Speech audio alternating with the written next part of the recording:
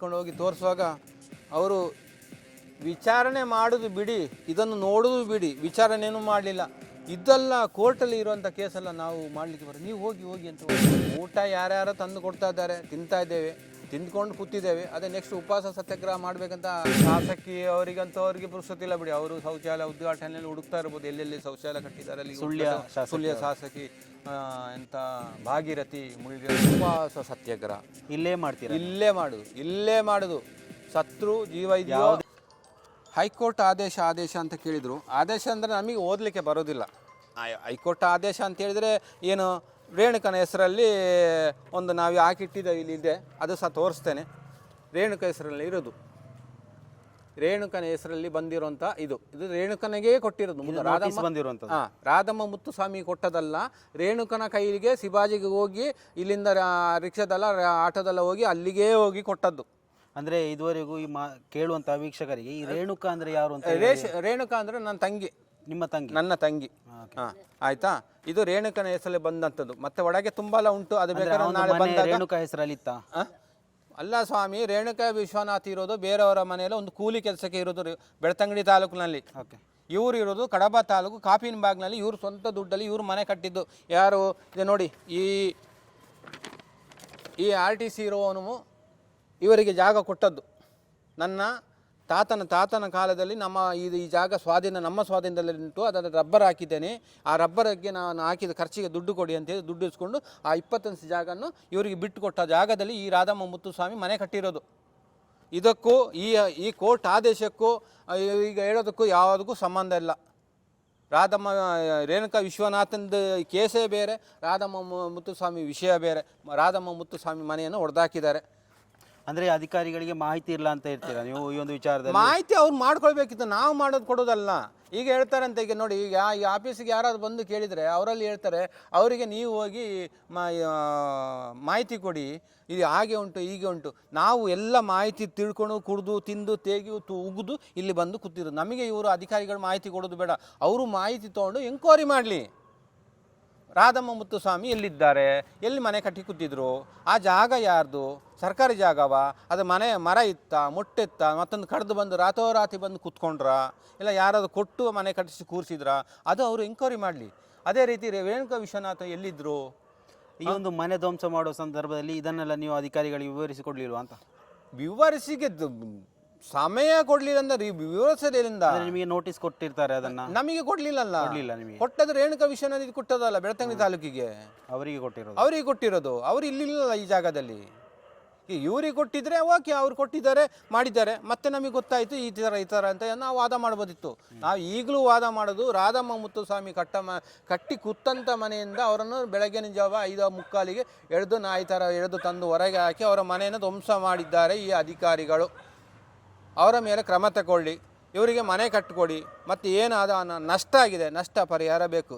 ಮತ್ತು ನಿಮ್ಮ ಈ ಅನಾಥಾಶ್ರಮ ಇದು ಅದಲ್ಲ, ಅದು ನೀವು ಇಟ್ಕೊಳ್ಳಿ, ನಮಗೆ ನ್ಯಾಯ ಬೇಕು.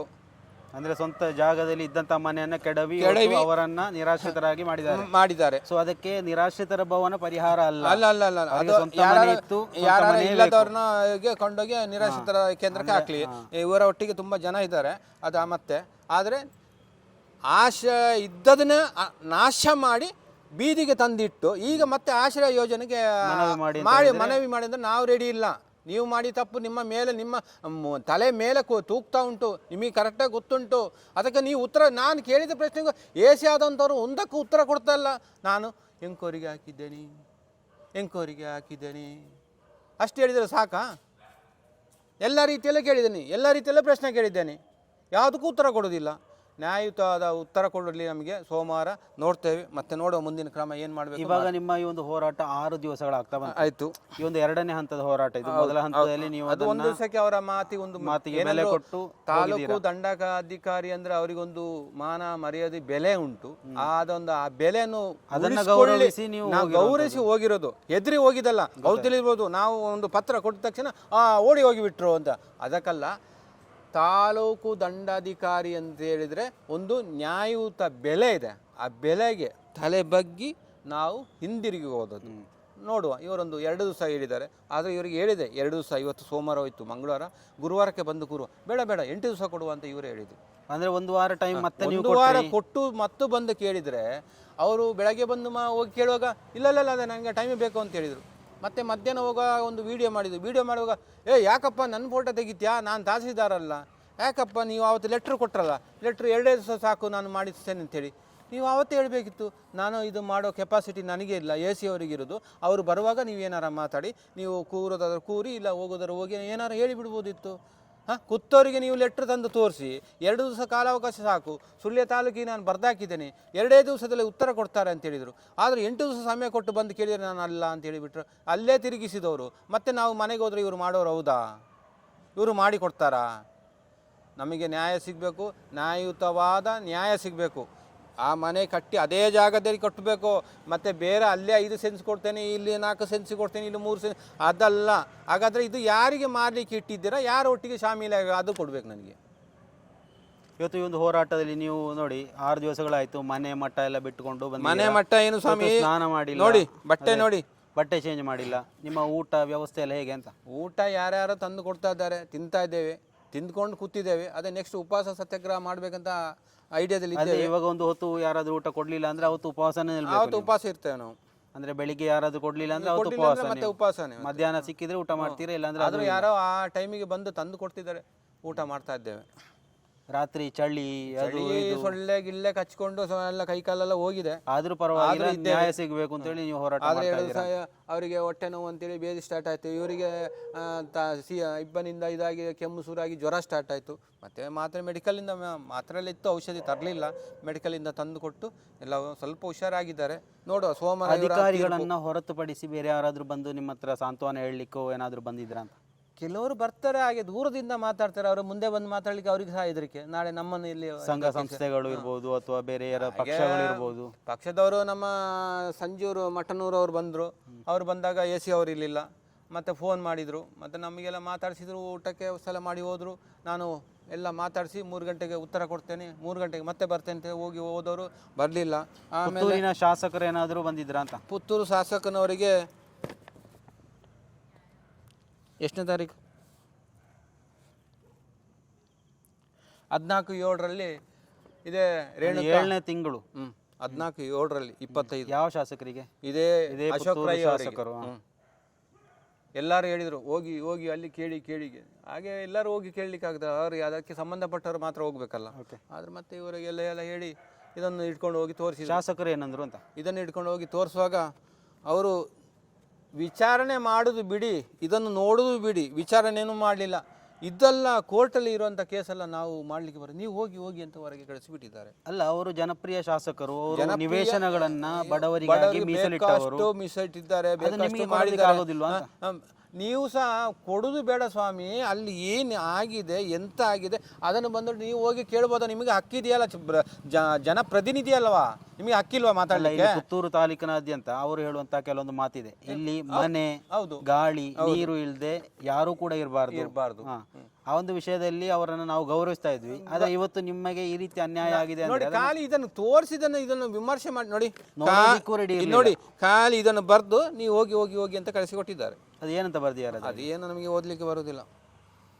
ರೆಡ್ ಪಚ್ಚೆ ಶಾಯಿಯಲ್ಲಿ ಪರಿಶೀಲಿಸಿ ಕ್ರಮ ತೆಗೆದುಕೊಳ್ಳಲಾಗಿದೆ ಅಂತ. ಏನೇನೂ ಮಾಡಲಿಲ್ಲ, ಇದನ್ನು ನೋಡಲೇ ಇಲ್ಲ, ಖಾಲಿ ಬರೆದು ಕಳಿಸಿ ಬೆರೆಸಿದ್ದಾರೆ ಹೊರಗಡೆ.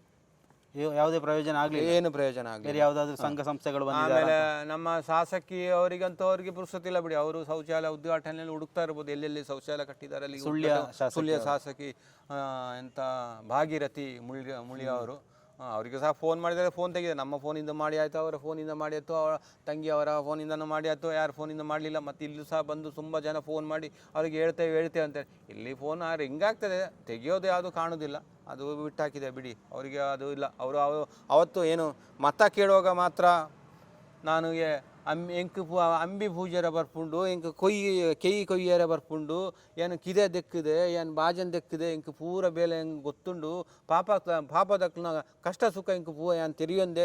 ಯಾಕೆ ಮತ ಒತ್ತಲಿಕ್ಕೆ ಬೇಕಿತ್ತು, ಅದಕ್ಕೆ ಮಾತಾಡಿದ್ದು. ಮತ್ತು ಕಷ್ಟ ಸುಖಕ್ಕೆ ಅವ್ರು ಯಾರು ಇಲ್ಲಾರು. ಕಷ್ಟ ಕೇಳಿಕೊಂಡು ಹೋದಾಗ ಯಾವುದೇ ಅದು ಪ್ರತಿಕ್ರಿಯೆ ಬೇರೆ ಕೊಡ್ತಾ ಇಲ್ಲ. ವರ್ಗದವರಾಗಿದ್ರೆ ನಾನು ಬೇರೆ ಥರ ಹೇಳ್ತಿದ್ದೆ.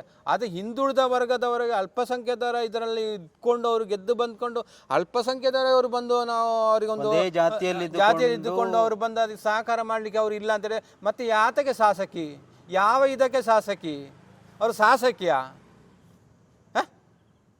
ಆಯಿತು, 1 ದಿವಸ ಆಯಿತು, 2 ದಿವಸ ಆಯಿತು, 6 ತಿಂಗಳಾಯಿತು, 3 ತಿಂಗಳು, 1 ವರ್ಷ 53 ದಿವಸ ಆಗಿದೆ ಇವತ್ತುವರೆಗೆ. ಇಲ್ಲಿ ಬಂದು ಕೂತ್ಕೊಂಡು 8 ದಿವಸದಿಂದ ಹೋರಾಟ ಮಾಡ್ತಿದ್ದೀವಿ. ಯಾಕೆ ಮನೆಯಲ್ಲಿ ಟಿ ವಿ ಇಲ್ವಾ, ಕೈಯಲ್ಲಿ ಮೊಬೈಲ್ ಇಲ್ವಾ, ಯಾವುದು PA ಇರೋರು ಯಾರು ತೋರಿಸೋದಿಲ್ವಾ, ಗೊತ್ತಾಗೋದಿಲ್ವಾ, ಯಾವುದಾದ್ರು ಬಂದು ಕೇಳಲಿಕ್ಕೆ ಅವ್ರಿಗೆ ಇಲ್ವಾ, ಹಕ್ಕಿಲ್ವಾ? ಮತ್ತೆ ಯಾಕೆ ಗೆದ್ದದ್ದು ಓಟ್ ತೊಗೊಂಡು ಹಣ ಮಾಡಲಿಕ್ಕಾ? ಇವರೆಲ್ಲ ಶಾಸಕಿಯರು, ನಮ್ಮ MLA ಯಾರಿಂದನೂ ಉಪಕಾರ ಆಗಿಲ್ಲ. ಇಲ್ಲೊಂದು ಕಡೆದಾಗಿ ಇಲ್ಲಿ ಕೊಟ್ಟು ಇಲ್ಲಿ ಧರಣಿ ಮಾಡಿಕೊಂಡು ಕೂತಿದ್ದೇವೆ. ಸೋಮವಾರಕ್ಕೆ ಕೊನೆ ದಿನ ಆಗ್ತದೆ. ಒಳ್ಳೆ ರೀತಿಯಲ್ಲಿ ನ್ಯಾಯ ರೀತಿಯಲ್ಲಿ ನ್ಯಾಯಯುತವಾದ ನ್ಯಾಯ ಕೊಟ್ಟರೆ ಮಾತ್ರ ಹೋಗೋದು. ಅದು ಸಹ AC ಅವರಿಗೆ ಹೇಳಿದ್ದೇನೆ. ಹೆಚ್ಚು ಕಮ್ಮಿಯಾಗಿ ಈಗಾದರೂ ಊಟ ತಿಂದುಕೊಂಡು ಈಗ ಒಂಚೂರು ಹೆಚ್ಚು ಕಮ್ಮಿ ಆಗ್ತಾ ಉಂಟು. ಅದನ್ನು ಸಹಿಸಿಕೊಂಡು ತಾಳ್ಮೆಯನ್ನು ಕಳೆದುಕೊಳ್ಳದೆ ವಿನಮ್ರದಿಂದ ವಿನಂತಿಯಿಂದ ಮೊನ್ನೆನೂ ಕೇಳಿದ್ದೇನೆ, ಈಗಲೂ ಹೇಳ್ತಾ ಇದ್ದೇನೆ, ನ್ಯಾಯಯುತವಾದ ನ್ಯಾಯ ಬೇಕು. ಮನೆ ಕಟ್ಟಿಕೊಡಬೇಕು, ತಪ್ಪಿಸ್ತೋತರ ವಿರುದ್ಧ ಕ್ರಮ ತಗೊಳ್ಬೇಕು, ಏನು ನಷ್ಟ ಪರಿಹಾರ ಉಂಟು ಅದು ಕೊಡಬೇಕು, ಅದೇ ಜಾಗದಲ್ಲೇ ಆಗಬೇಕು, ಬೇರೆ ಕೇಳಲಿಕ್ಕಿಲ್ಲ. ಸೊ ಈ ಒಂದು ಹೋರಾಟದಿಂದ ನ್ಯಾಯ ಸಿಗಲಿಲ್ಲ ಅಂತ ಮುಂದಿನ ಏನಂದರೆ ಉಪವಾಸ ಸತ್ಯಾಗ್ರಹ ಇಲ್ಲೇ ಮಾಡ್ತೀರಾ? ಇಲ್ಲೇ ಮಾಡುದು. ಸತ್ರು ಜೀವ ಯಾವುದೇ ಕ್ರಮ ಕೈಗೊಂಡ್ರು ಪರವಾಗಿಲ್ಲ, ಜೀವ ಏನು ಮಾಡಿಲ್ಲ. ಅವ್ರು ಹೇಳಿದಾಗೆ ಅವರಿಗೆ ಏನು ಹೇಳ್ತಾರೆ, ನಮ್ಮ ಕಾರ್ಯಾಚರಣೆ ನಾವು ನಮ್ಮ ಕೆಲಸ ಕಾರ್ಯಗಳಿಗೆ ಅವರಿಂದ ತೊಂದರೆ ಆಗ್ತದೆ ಒಳಗೆ ಹಾಕಿ ಅಂತ ಒಂದು ಸರಿ ಲೆಟ್ರ್ ಕೊಟ್ಟಿದ್ದಾರೆ. ಅದನ್ನು ಏನು ಕ್ರಮ ತಗೊಳ್ಳಿಲ್ಲ. ಮತ್ತು ಇನ್ನೇನು ಕ್ರಮ ಅದು ಮೊನ್ನೆ ಕೇಳಿದೆ ನಾನು, ಅದು ಏನು ಕ್ರಮ ತಗೊಳ್ತೀರ ಮಾಡಿ, ಇದು ತಗೊಂಡು ಹೋದ್ರೆ ನೀವು ಕುತ್ತಿಯೋಗಬೇಕಷ್ಟೇ, ಹಾಗೆ ಬಿಟ್ಟರೆ ಬಿಡುವುದಿಲ್ಲ ಅಂತ ಹೇಳಿದ್ರೆ. ಮುಂದಿನ ಸೋಮವಾರದ ನಂತರ ಕ್ರಮ ಕೈಗೊಳ್ಳಿಲ್ಲ ಅಂದರೆ ಉಪವಾಸ ಮಾಡ್ತೀರಾ ಅಂತ. ಮತ್ತೆ ಸತ್ಯಾಗ್ರಹದಲ್ಲಿ ಏನಾದರೂ ಈ ಕುಟುಂಬಕ್ಕೆ ಹೆಚ್ಚು ಕಮ್ಮಿ ಆದರೆ ನೇರ ಹೊಣೆ AC ಅವರು ಮತ್ತು ಸರ್ಕಾರ. ಮತ್ತು ಅದು ಅದೆಲ್ಲ ನಾನು ಟೈಪ್ ಮಾಡಿಸ್ತೇನೆ. ಅದು ಏನು ಮಾಡಬೇಕು, ಅದು ಹೇಗೆ ಮಾಡಬೇಕು, ಯಾರ್ಯಾರು ಹೆಸರು ಹಾಕಬೇಕು, ಯಾಕೆ ಮಾಡಿದ್ದು ಅಂತೇಳಿ ಅದೆಲ್ಲ ಬರೆದು ಲೆಟ್ರಲ್ಲಿ ತಂದಿಟ್ಕೊಂಡೇ ಕೂರೋದು. ನನಗೆ ನ್ಯಾಯ ಬೇಕು.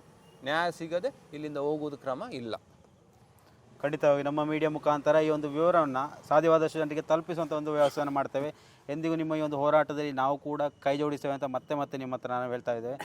ಮಾತಾಡೋದಕ್ಕೆ ಧನ್ಯವಾದ.